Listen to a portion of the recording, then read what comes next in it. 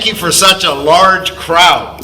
I'm sure you're not here to listen to me. I'm sure all of you have heard that Andrea is our guest speaker, and she has our first community update.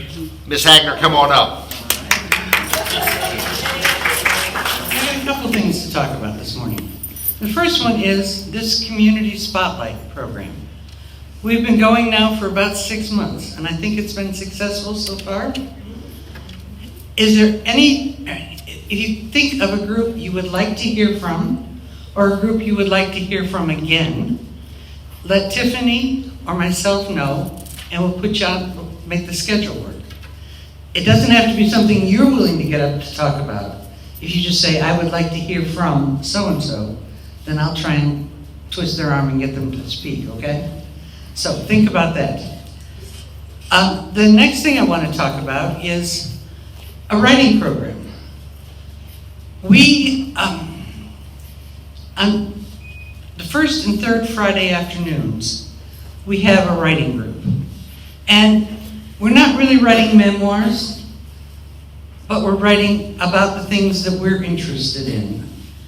And we work on our technique so that we're not just putting thoughts down on paper, we're trying to form them so that someone else can get something from them.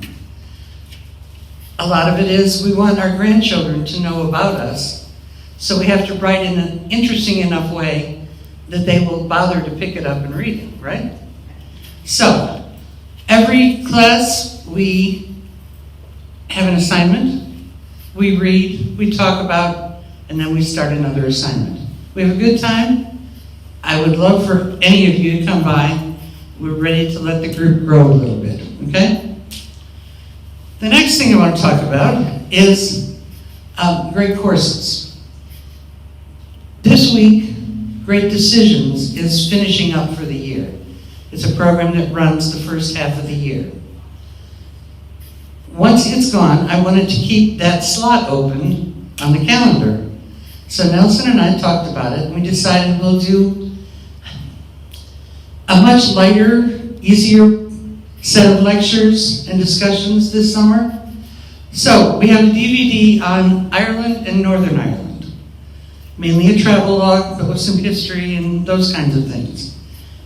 We can come watch them, talk about trips we've made, trips we want to make, but just spend the first and third Wednesdays of every month thinking about traveling, okay? So we'll meet on the same schedule. We'll meet in here until we get kicked out of here, and then we'll meet in the Grand Lobby South, okay? I think that's the only thing, I think that's it. So thank you very much, and hope to see you. Anybody have any questions? What's the topic? For? What is the new topic? Oh, for this week? Mm-hmm. We're writing this time on fathers. Oh, great, nice. We did mothers a couple of weeks ago, so we're doing fathers. We'll see what happens, okay? Thank you. And, next up is Johanna Guzik, who has a scholarship update. Probably know me as the raffle lady because we're now raffling off a booze basket, and it's sitting out there, and it's so heavy that one of the enticements of buying a ticket, if you win it, we'll deliver it to your apartment too. It contains 9 different boozes in there at a $130 value. There's brandy and port and Pinot Grigio and schnapps and Cointreau and grenadine, so you can have a big party. We want you to buy the tickets. They're as cheap as $1 for 1 ticket, but go for $5, you get 6 tickets, or $10, you'll get 18 tickets. More chances to win. Now, how are we going to do this?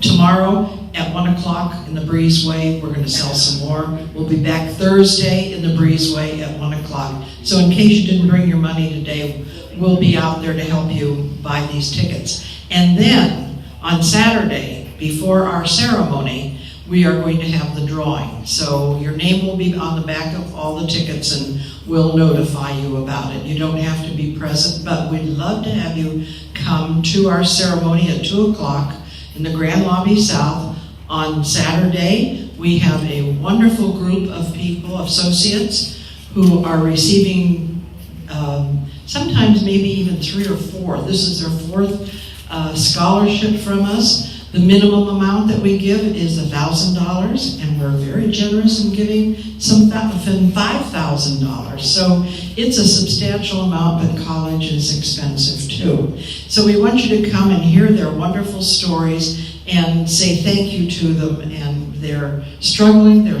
working, they're going to college, they're advancing themselves. So thank you all.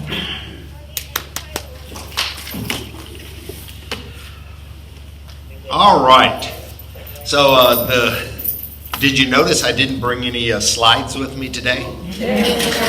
There is not a COVID update today. So that is good news, and I think we are getting back to full normalcy.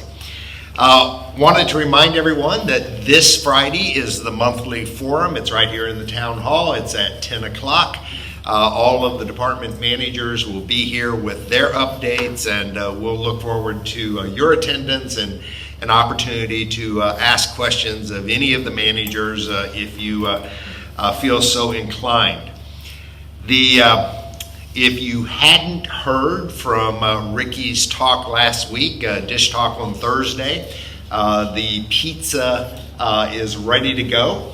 The name of the new restaurant is Bella Row, and Bella is Italian for beautiful, and the last 2 letters in the name are capital R, capital O for Regency Oaks. So Bella Row is going to be opening on the 7th of June, Monday and Wednesday nights. That's where we're going to start.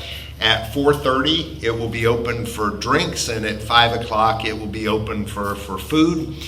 So it's very similar as to what we do on Tuesdays and Thursday nights with the Breezeway.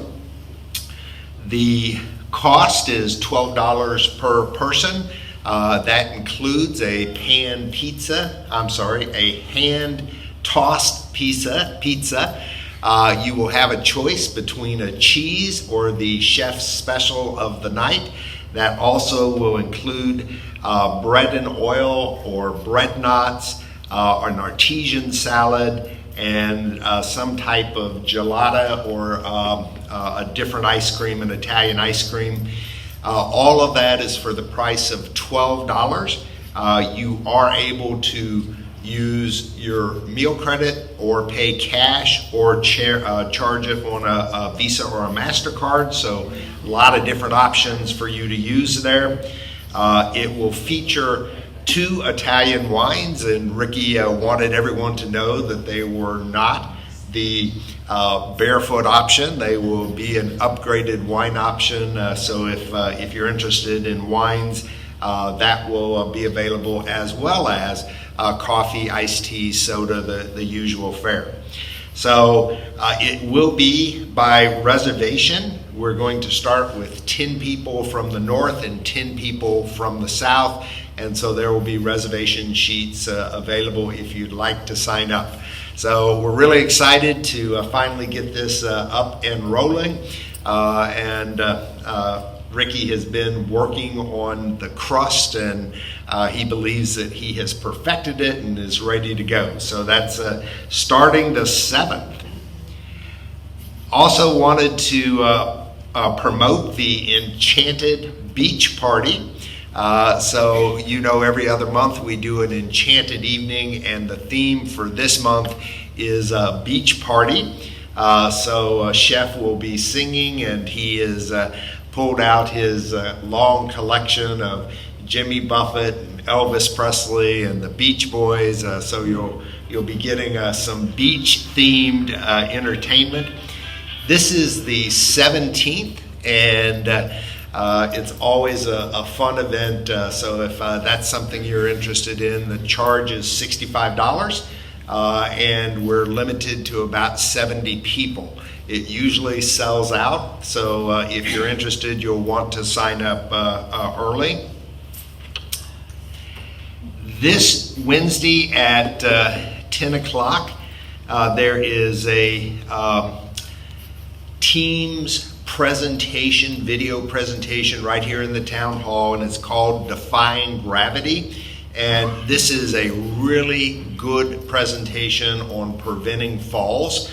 And I have not seen it, but Leslie has previewed it, and she says it really is an exceptional piece of work, has lots of good information about preventative ideas and what you can do to work on your balance and prevent falls, and just using good common sense to try to make sure that you are not at risk and that you are conscious of fall prevention techniques. And so we are promoting that and think it's going to be a great activity. It's 10 to 11:30. It's a small seminar. It's right here in the town hall. Next week, on June the 9th at 10 a.m., we're only going to do it once this year, is our Hurricane Preparedness Seminar. And we've in the past, we've done it at 10 and then at 2, but with Tiffany and her videography skills, it's no longer necessary to do that. So if you want to attend the live presentation, it's going to be 10 o'clock right here. And then if you want to catch it, you'll be able to catch it later that day or pull it up on YouTube, where we keep it in the library. And so it's always, it's about an hour presentation. We talk about all the things that Regency Oaks is doing to get ready for hurricane season, and then we share with you what we need you to be doing in order to make sure that you're prepared, and that we always give you the opportunity to ask any questions and go through the process. So that's June 9th. The 1st of June means that the budget season is opening. So Sherry just got back this morning from a week of vacation, and so she needed to go and get rested up in order to get ready to enter into the budget season. So we will be doing, as we do every year, both the operational and the capital budgets for the community.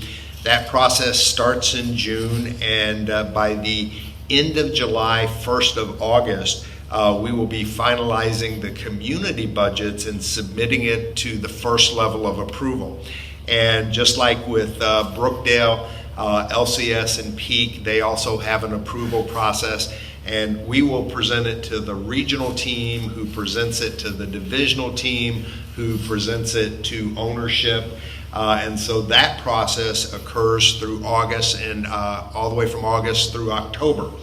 But the other part that I want to always mention is our budget process is wide open. Our finance committee is invited to participate in any part of the budget that they choose. And so if we're in there behind closed doors working on our supply expenses, those meetings are open to our finance committee, and they are extended an invitation to participate. They usually don't like to get into that kind of minutia, but they, on a very regular basis, we are providing them updates and taking their input on the budget. So that process is opening up. On June the 7th, Evan Poole is going to be joining our team. He is going to be an associate administrator. Now that's just a fancy way of putting a title to an administrator in training.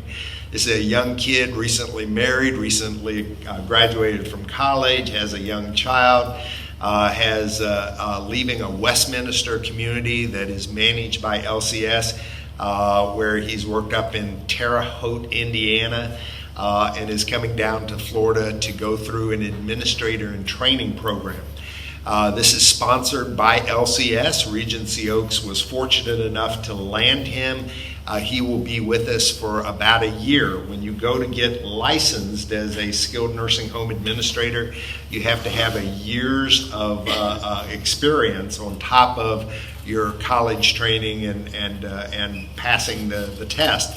And so that's what Evan is going to be doing, and he's going to be great to have a young mind on campus and have the opportunity to mentor him and help advance his career. You know, that's really something that's important as we think about this labor market and just how tough it is right now. You know, when you have opportunities to recognize associates, to give them advancement opportunities, to support their career growth, those are the kind of things that really help make a difference in a labor market where everything is really, really competitive. And I wanted to just talk about that for just a brief moment. Regency Oaks is holding its own in terms of the labor market. It is a very difficult period right now. Regency Oaks right now today has 24 full-time vacancies. We typically employ about 335 staff members, and 24 of those slots are not filled.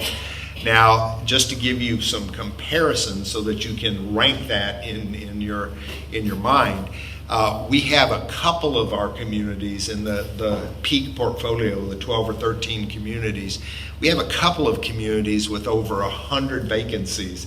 And so in comparison, we're doing fairly well.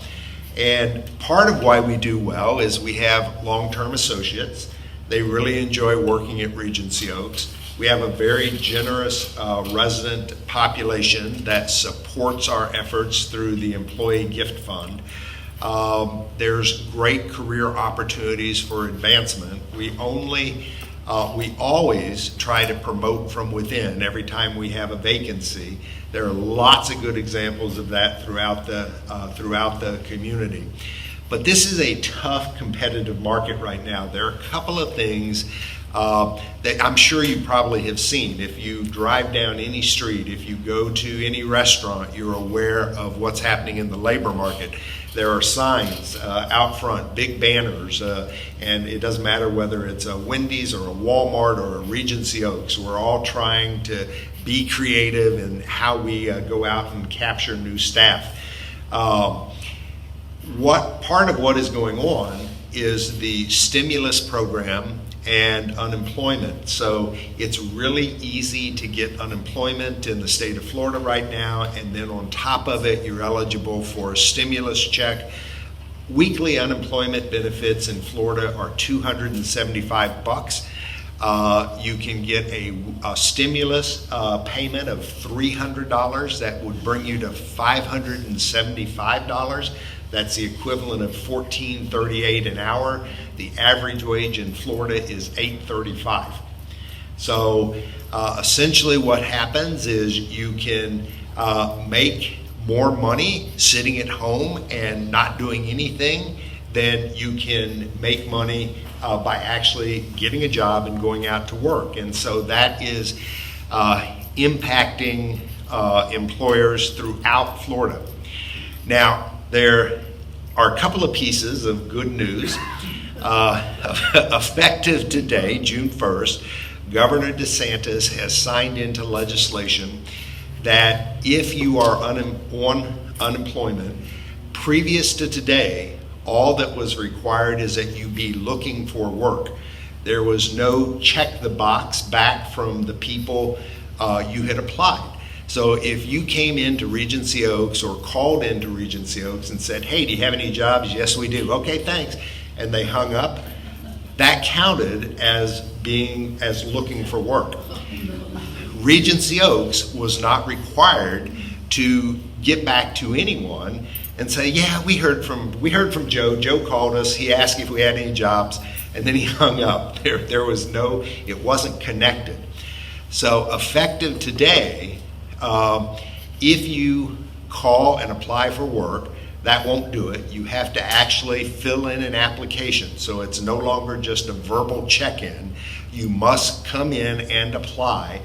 And for every application, if work is available and you decline it, then you lose your unemployment benefit and your stimulus benefit. So there's going to now be accountability, which I think is just crucial in helping us to turn the corner and get our workforce back into the market. The other thing that happens is on June 26th, the stimulus program is no longer going to be available in the state of Florida. 9 other states had done this back in April. They just completely eliminated it.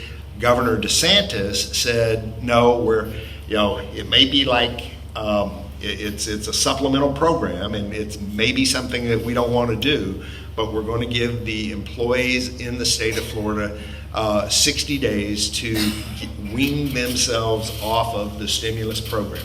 So effective June 26th, the stimulus program is going to disappear. And so now, if people want to make a living wage, they're going to have to go back and work for it. And so we believe there is some relief in sight, and we're going to continue to work our recruiting and try to make sure that we have adequate people in the workforce to take care of the needs of all of our residents. But it is a very difficult time right now. And I saw a question back here. Yeah. We're losing people. And the whole idea of, they're staying home to receive stimulus really doesn't seem to work.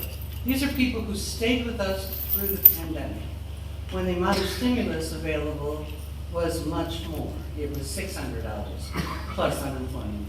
And you could get an unemployment without having to be fired first. So they're not quitting for that reason. And I think it's disingenuous to pretend that they are. Why are they leaving, and what are we doing about replacing that kind of expertise that's walking out the door? Yeah, with all respect, I just think you're wrong. And so if I have the opportunity to stay at home, and this is particularly true of our single parents with kids. If I have an opportunity to stay at home, not pay child care because I can't get my kids back in school, and I can make $5 an hour more, I'm going to do it. That's a smart economic choice. But they didn't do it during the pandemic, when it was much more. At that point, it was $275 plus $600. But they continued to come and work with us. It's now that we're starting to lose them. Yeah. So that...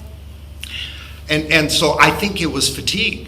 And so here's what I think happened, because I talked to our associates, and I think I have a good feel for their position and how they feel about this.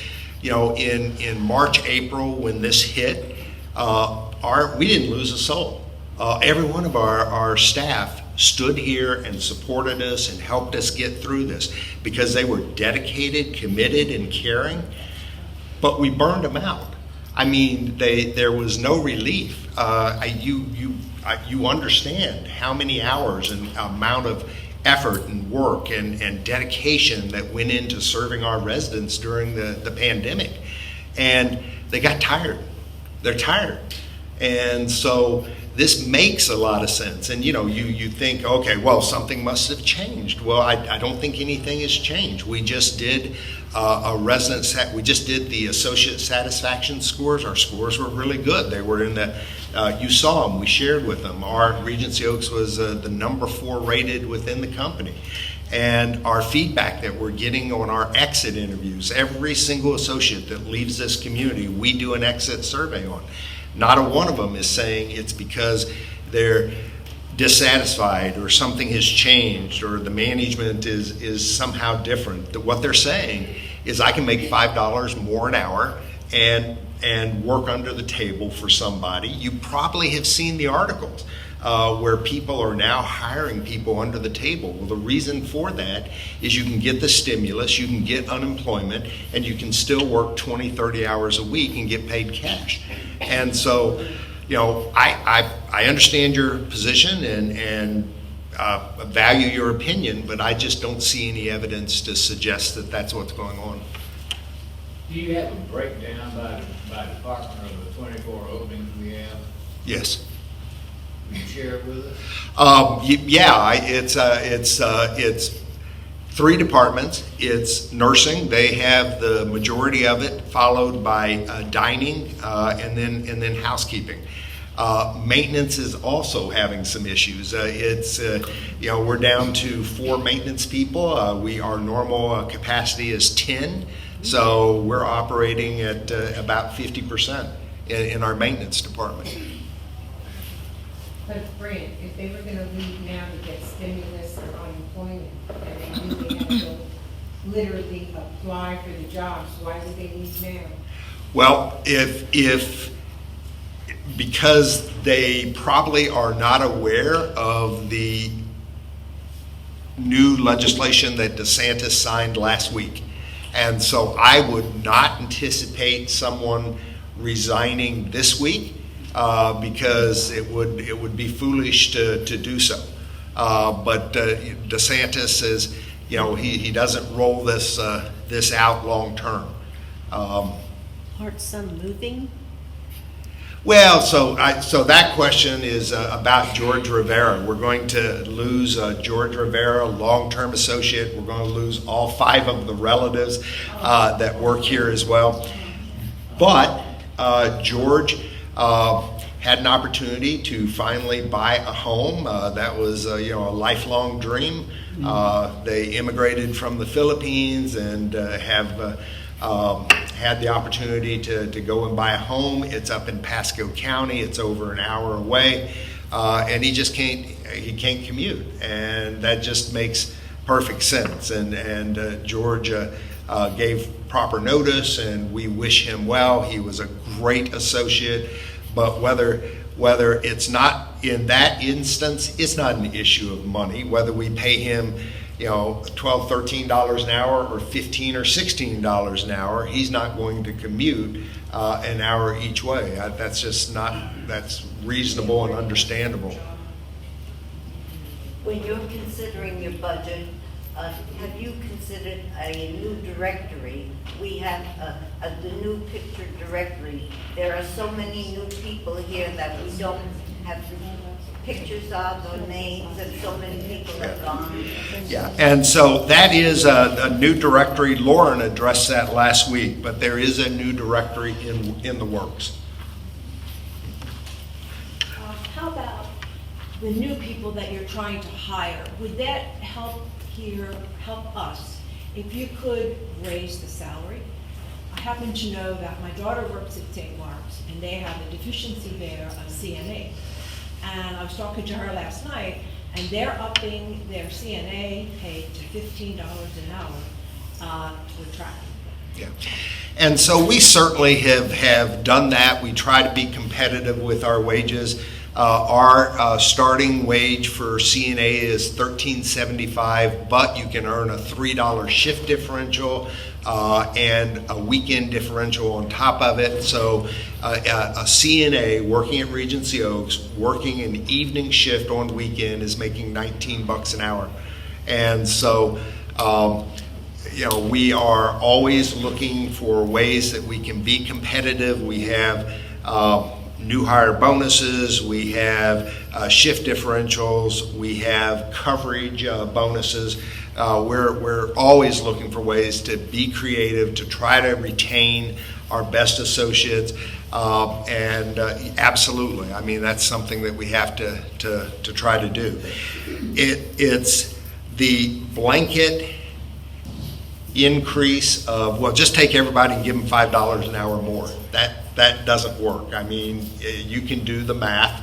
I told you earlier we had about 335 positions, multiply that times 40 hours, times $5 an hour, that just doesn't work. Every penny that Regency Oaks takes in and every penny that Regency Oaks spend comes from one source, and that's you. And so the special assessment that would be required in order to make that a reality it's just not economically feasible. And we could do the math, but it's a lot of money. Could you do me, or maybe all of us, a favor and repeat the questions?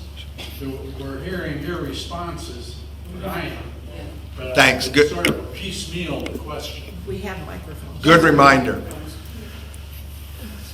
Good reminder. Thank you, Bobby. Appreciate you stepping up to help. Somebody want to take one and go to the other side?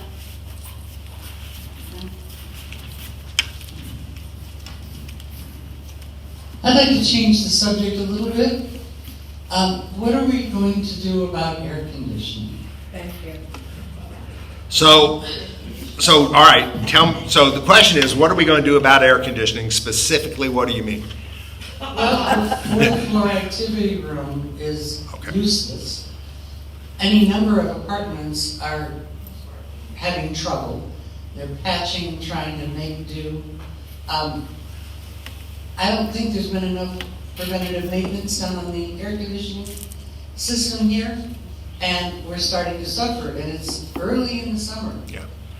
So, all right, so a couple of different things. One, there is no preventative maintenance on the units in your apartment. Everyone thinks that, you know, they have an apartment, they come from a home, and at your home you have a set of coils, and once a year you would go in and you would clean the coils, and you know, you would do preventative maintenance. And that's Filters.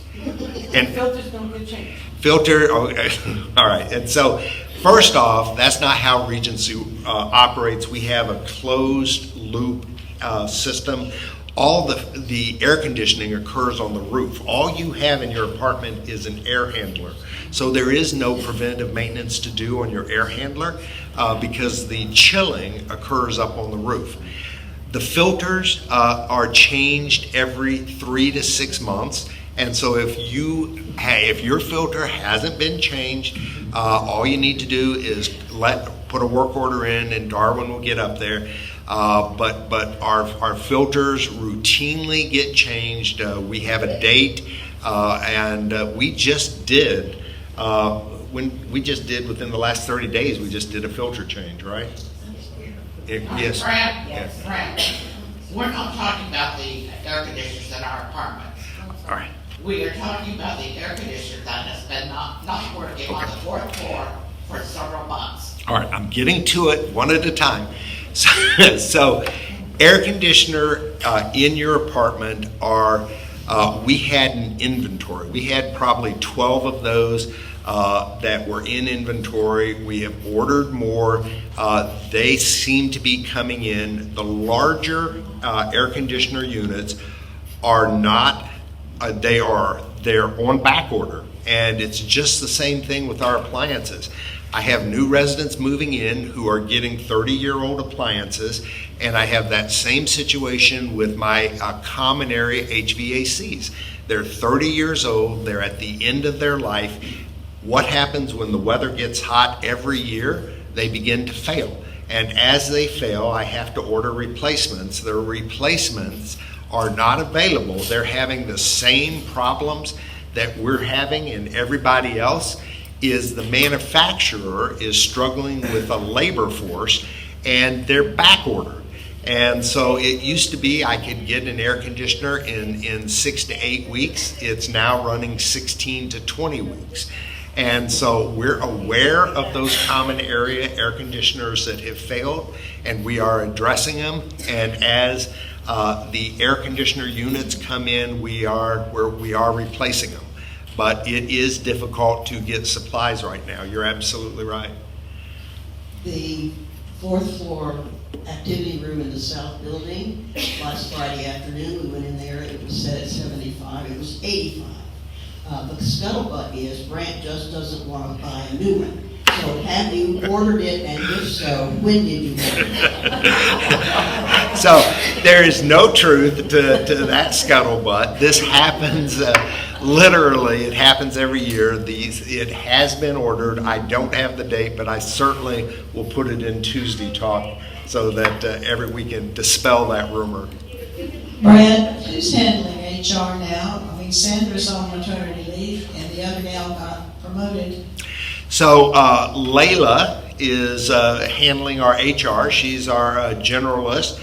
She's been with us for 13 years. She came from the skilled nursing. She's been working in a support role with HR for many years. She's worked with Erica, our scheduler, who is still in place. During the transition for about probably 60 to 90 days, she was in a support role with our HR team, and so we recently promoted her. We think she's going to be a great addition to the team. We have extended an offer to Rebecca Cook, who is going to be our new recruiter, and Chelsea had just recently left, took an opportunity with Baycare Health Systems, and so we have replaced her as well. Sandra, I have spoken with Sandra, and she is scheduled to come off of maternity leave. She's going to come back a little early, and we're looking for her at the end of June. So our HR is adequately staffed with reinforcements on the way. I just want to make sure that I understood you. I go to the fourth floor activity room, and I play Mahjong, which I just learned, and which that I'm learning. And we have the private group there, and we have several other meetings.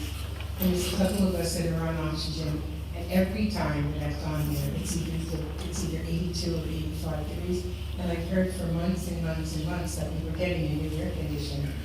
And it's hard for me to understand when we're paying what we do every month, why that isn't fixed. It just doesn't jive. Yeah, well. We all agree with that. Okay, but I completely understand, but it's not an issue of not being willing and able to pay for it. It's not an issue of, trying to stretch it for an extra couple of months. The thing is shot. It's 30 years old. The issue is the people who build the air conditioners, they don't have the labor to assemble them, to ship them. They don't, and the people who provide the parts, the aluminum and the motors and the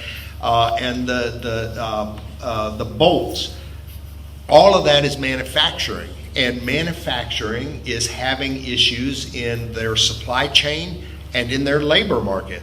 But And this has been going on for months and months and months. yeah, and I completely understand, and so I'm telling you that 20 weeks is about 6 months, and that's our usual time frame during this COVID period. So then we almost should have it? I'm sorry? Are we getting it really soon? I don't have the date, but I did commit to get the date and put it in the Tuesday talk. That seems fair. Grant, this has nothing to do with air conditioning. Okay. I believe last year you mentioned that we were going to have emergency lights in the stairways. Is there anything happening? That's done.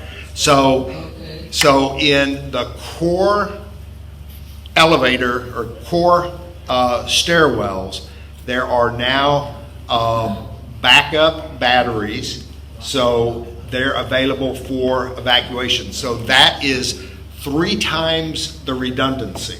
So there's regular lighting. If that fails, it goes to the emergency backup. If that fails, it goes to the battery backup. So there's 3 times redundancy. So those are in the core stairwells of each building. Core stairwell in the north is easy to find. If you don't know where the core stairwell in the south is, it's that one door that exits right there as you're coming into the building. That's our core stairwell. Can I say something that's uplifting? Tomorrow at 1 o'clock, the vocal cords are back again. And we have a new director. So if some of you are new and you haven't done this before, come and sing with us. I don't know this particular director, but he comes highly recommended. And I hope that we all come back again. We've had in the past about 35 people, and there's no tryout, so just come and sing with us. All right. I'm going all the way back. When you were talking about the pizza, $10 pizza, is that an individual $12. pizza or a slice? Yeah, so the question is the price on the pizza. They're individual pan pizzas, and they're $12. All right. Any other questions? All right, well, thank you very much. Have a great afternoon.